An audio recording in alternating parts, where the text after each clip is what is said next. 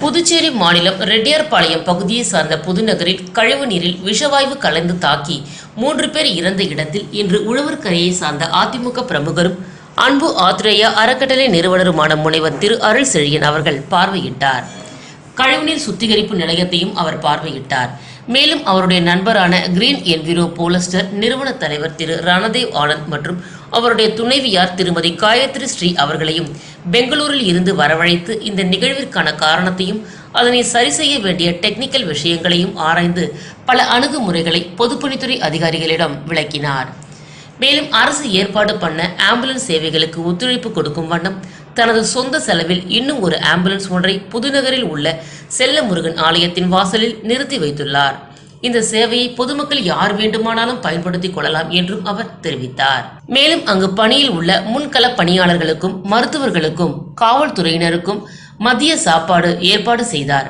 இந்த நிகழ்வில் உழவர்கரையை சார்ந்த லூர்து ராஜா, அன்பு, பாஸ்கர், குரு, ஜெகன், ரிச்சி, டெனி மற்றும் ஊர் பொதுமக்கள் பலர் கலந்து கொண்டனர்.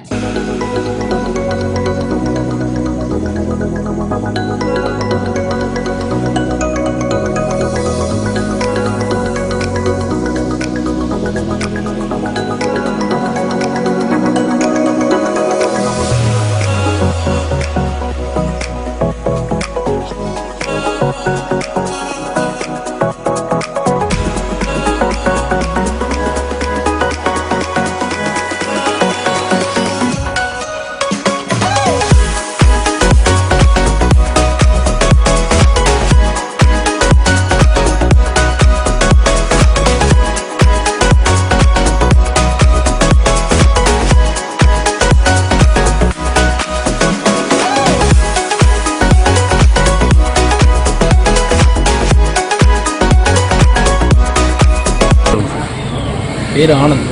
இது மாதிரி கிரீன் என்விரோ போல்ஸ்டாருங்கிற கம்பெனிலேருந்து வந்திருக்கோம்.